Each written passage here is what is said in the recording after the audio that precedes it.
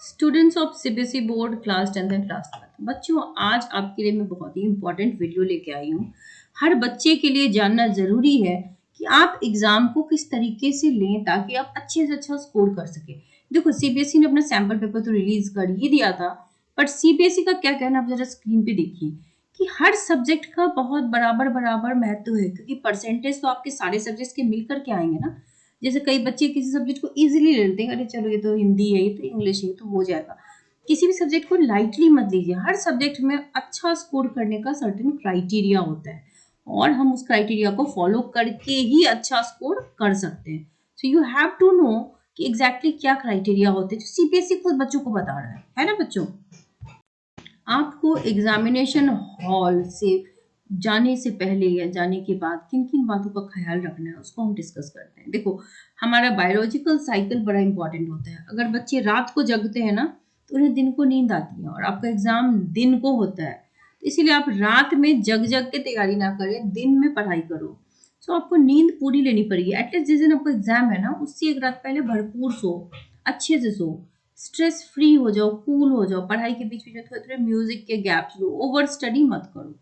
अपने confidence level को high रखिए, अंडर कॉन्फिडेंट नहीं होना है। कई बार बच्चे ब्लैंक होने लगते हैं, घबराहट होने लगती है, एग्जाम फोबिया कहते हैं इसको, कि आ तो रहा है पर एंड मोमेंट में लग रहा है कि हम कर नहीं पाएंगे, यार हमें आ नहीं रहा, मुझे तो ये भी नहीं आ रहा, वो भी नहीं आ रहा, सिलेबस देख करके घबराने लगते हैं।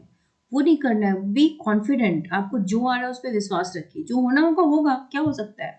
ज्यादा से ज्यादा किसी बच्चे का सर्टेन सब्जेक्ट में वो पास नहीं हो पाएगा, देन वो बच्चा इंप्रूवमेंट एग्जाम देगा। तो देयर इज नो एंड ना, कोई एंड नहीं कि अरे इस बार फेल हो गए तो हो गया, और कोई बच्चा फेल होगा नहीं, लेट मी टेल यू। हाँ, लेकिन यहाँ जो 14-15 लाख बच्चे एग्जाम देते हैं, तो उसमें एक सर्टेन नंबर ऑफ स्टूडेंट जो है वो उस समय क्वालिफाई नहीं कर पाते मिनिमम क्राइटेरिया, तो उनके लिए इंप्रूवमेंट एग्जाम भी है। तो you don't have to bother. Confidence level को हाई रखिए। वहाँ एग्जामिनेशन हॉल में आपको ओएमआर शीट फिल करनी होती है, उसमें गलती नहीं करना। आपको रोल नंबर, काफी चीज डेटा आप डालते हैं ना, जो इम्पोर्टेंट होता है, तो उसकी प्रैक्टिस भी आप घर पे एक बार ही करोगे। परीक्षा हॉल में प्रश्न पत्र मिलने के बाद उसे अच्छे से रीड कीजिए। कई बार होता है ना कि आप ब्लैंक हो गई, यार आ नहीं रहा कुछ, क्या करें, तो उस वक्त आप क्वेश्चन पेपर को 2 से 3 बार रीड कीजिए। आपको 15 मिनट का टाइम भी मिलता है। 2-3 बार रीड करोगे ना तो आपको खुद ही एहसास होगा कि नहीं, मुझे कुछ तो आ रहा है। उस क्वेश्चन को टिक करते चलो, और जब लिखना शुरू करोगे ना तो आपका कॉन्फिडेंस लेवल थोड़ा और अप होगा। ठीक है। और जो आपका आंसर का जो वर्ड लिमिट दिया होता है ना, हर क्वेश्चन का एक वर्ड लिमिट दिया होता है। तो प्रश्न पत्र में जो सीमा निर्धारित है, सीमा के ना बहुत कम ना बहुत ज्यादा। जैसे मान लो कि 50 to 60 वर्ड्स है, तो 50 से बहुत कम, यानी 30-32 में नहीं लिखना। आप 45-50 के रेंज में रख सकते हो मिनिमम में, या मैक्सिमम में अगर 60 है तो 60 से 65 के बीच रख सकते हो। सो आप ना बहुत ज्यादा लो जाओ ना बहुत ज्यादा हाई जाओ। इजी वाले क्वेश्चंस को पहले सॉल्व कीजिए, जिससे आपका कॉन्फिडेंस बूस्ट होगा। आंसर हमेशा अपने शब्दों में और स्पष्ट लिखिए, यानी कि कीवर्ड्स हमेशा लिखते हैं। और एक ही क्वेश्चन में इतना मत लिख दो कि आपका टाइम ही निकल जाए। ठीक है। आपने मान लो बहुत से क्वेश्चंस लिख डाले, लेकिन अब उन क्वेश्चंस को लिखो, देखो जाकर के जिसको आपको लग रहा था कि मुझे नहीं आ रहा है, अब उन्हें 2-3 बार पढ़िए। फिर आपको ये लगेगा कि अच्छा, मुझे तो इनमें से भी चीजें आ रही हैं। So finally you will and up writing most of the questions. इसके बाद आपको एक बात बताऊं कि सीबीएसई ने बहुत सारी अच्छी पॉलिसीज लगाई हैं, जैसे कि मॉडरेशन पॉलिसी, जिसके तहत अगर कोई बच्चा जिसका पेपर डिफिकल्ट है, यानी कि होते हैं ना सर्टेन ABC में कोई सेट डिफिकल्ट आ गया, तो वहां पर आपकी लिबरल चेकिंग होगी।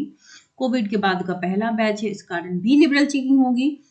तो मॉडरेशन पॉलिसी तो लगी हुई है, और स्टेप के नंबर है। मान लो आपको पूरा नहीं आ रहा, थोड़ा थोड़ा आ रहा है, तो लिख दो ना थोड़ा थोड़ा, स्टेप के नंबर मिलेंगे। और किसी क्वेश्चन को छोड़ना नहीं है, क्वेश्चन की जो इन्फॉर्मेशन है एटलीस्ट उसको राइट डाउन कर लीजिए, क्योंकि स्टेप मार्किंग होती है सीबीएसई में, और अटेम्प्ट के नंबर भी हैं। अटेम्प्ट लेने से फायदा ये भी है कि मान लो कोई बच्चा लटक रहा है, लटकने का मतलब 4-5 नंबर से पास होने से रुक रहा है, तो वहां पर ना जो आंसर चेक करते हैं वो ऐसे जल्लाद नहीं बैठे होते कि आपका नंबर काट लें। वो लीनियंट होते हैं, हर बच्चे को पास कराने की पूरी कोशिश करते हैं। तो देर को ढूंढते हैं कि आखिर कहाँ पे मौका है जहाँ पे इस बच्चे को मैं नंबर दे दूं। तो वो अटेम्प्ट वाले पोर्शन होते हैं जहाँ पे वो आपको नंबर दे सकते हैं। तो इसीलिए अटेम्प्ट लेना बहुत इंपॉर्टेंट है।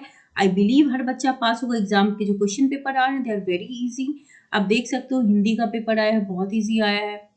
अभी जितने एग्जाम्स हुए हैं बहुत ही इजी टू मॉडरेट लेवल पे आए हैं, और स्ट्रेट अवे फ्रॉम एनसीईआरटी। तो एनसीईआरटी के जो क्वेश्चंस है ना, उसको पढ़ के जाइए। अभी तक भी नहीं पढ़ा है तो भी पढ़ के जाइए, रीड कर लो।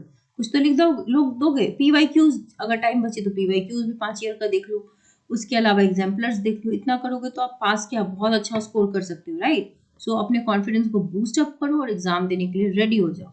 अगर आपको वीडियो अच्छा लगा हो तो चैनल को सब्सक्राइब कर लीजिए, दोस्तों के साथ शेयर कीजिए, शायद उनको भी इस वीडियो की नीड हो। So all the very best to all students.